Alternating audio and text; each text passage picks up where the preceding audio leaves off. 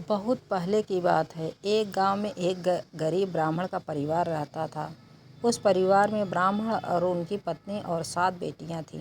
उनका जीवन बहुत ही गरीबी में बीतता था। ब्राह्मण किसी तरह भिक्षा मांगकर अपने परिवार का पालन पोषण करता था।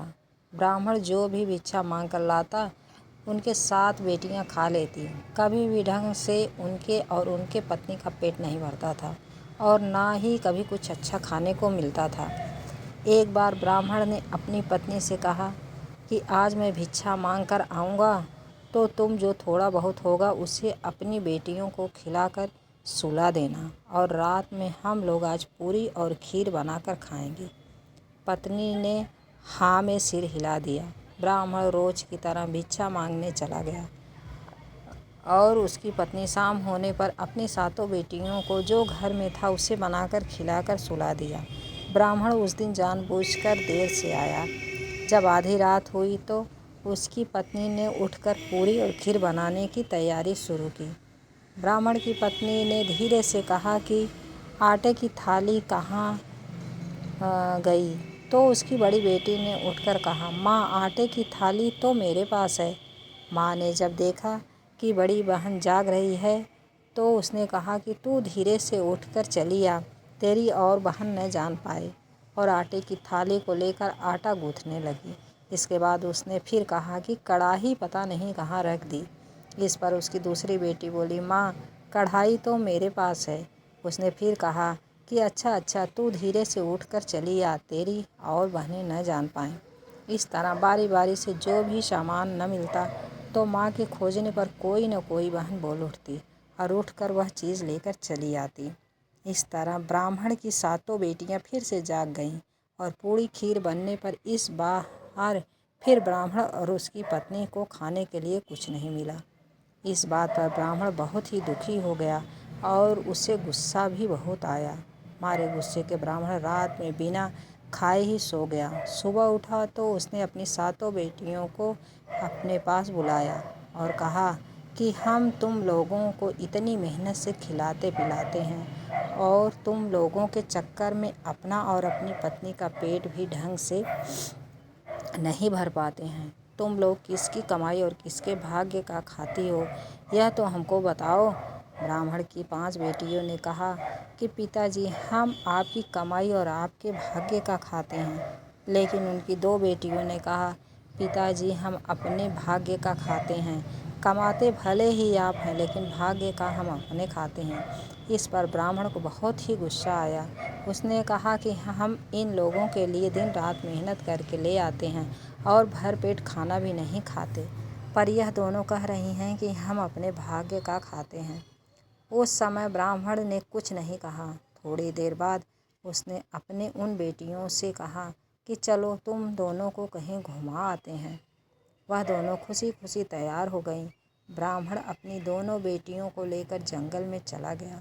जंगल बहुत बड़ा और घना था। उस जंगल में एक बहुत बड़ा बेर का पेड़ था जिस पे बहुत से फल लगे थे। ब्राह्मण ने अपनी बेटियों को वहाँ ले जाकर कहा, तुम लोग यहीं बेर खाओ, हम अभी आते हैं। ऐसा कहकर ब्राह्मण वहाँ से चला गया।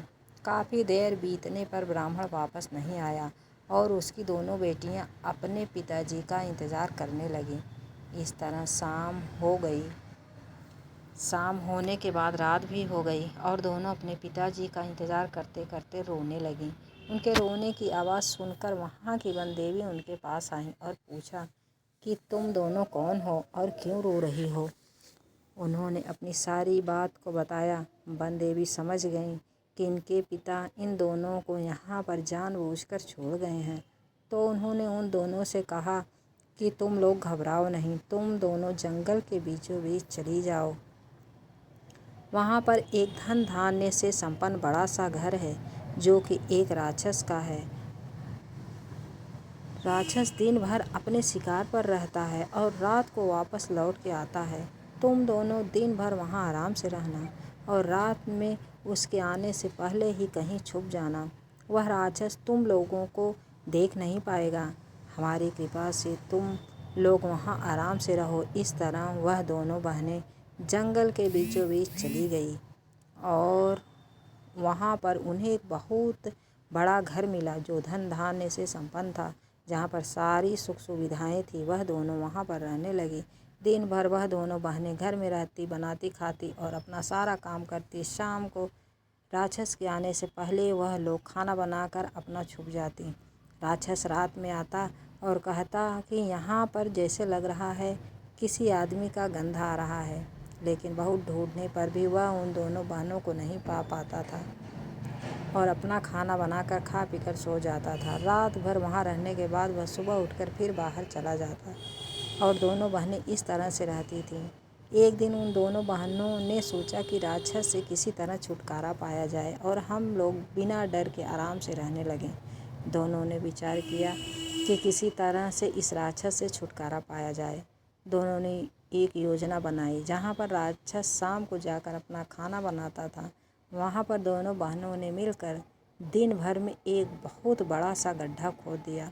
उस गड्ढे में कोयले का आग सुलगा दिया और उसने ऊपर उसका आसन रख दिया जिस पर वह बैठकर खाना बनाता था, वहाँ रख दिया। शाम को जब राक्षस वापस आया तब वह खाना बनाने के लिए जैसे ही आसन पर बैठने गया, वैसे ही वह उसे गड्ढे में गिर गया और भस्म हो गया।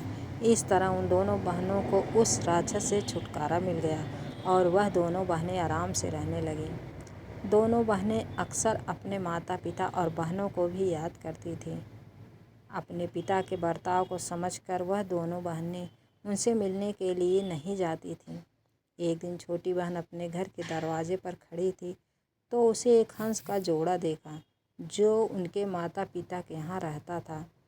उसने अपनी बड़ी बहन को बुलाया और कहा कि वहाँ देखो, यह वही हंस का जोड़ा है जो हमारे यहाँ रहता था। इसे हम लोगों को अपने माता पिता के यहाँ यह संदेश भिजवा देना चाहिए कि हम दोनों बहनें यहाँ आराम से हैं। बड़ी बहन ने कहा ठीक है। उसने हंस के जोड़े से कहा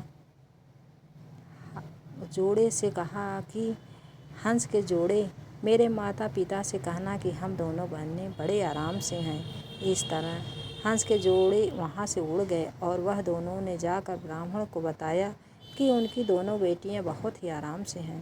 ब्राह्मण का जीवन उसी तरह से व्यतीत हो रहा था जैसे पहले था। अपनी दोनों बेटियों के बारे में जानकर ब्राह्मण और उसकी पत्नी जंगल में गए और उन लोगों दोनों ने अपने दोनों बेटियों से रो रो कर माफ़ी मांगा और उनसे कहा कि अब तुम लोग हमारे साथ चलो।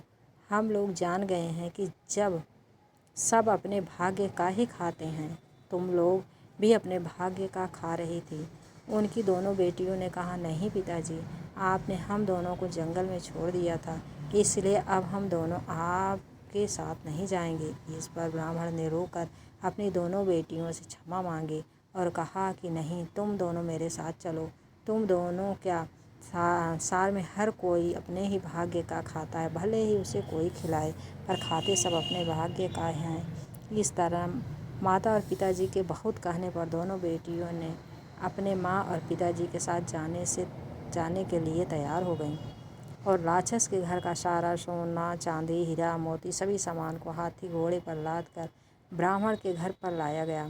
इस तरह ब्राह्मण संपन्न और रईस आदमी बन गया। फिर उसने अपनी सभी बेटियों की शादी बहुत ही अच्छे घरों में की। इस तरह ब्राह्मण आराम से रहने लगा। इसलिए कहा जाता है, जो भी कहीं भी रहे, जो भी खाता है वो अपने भाग्य का खाता है और रहता है।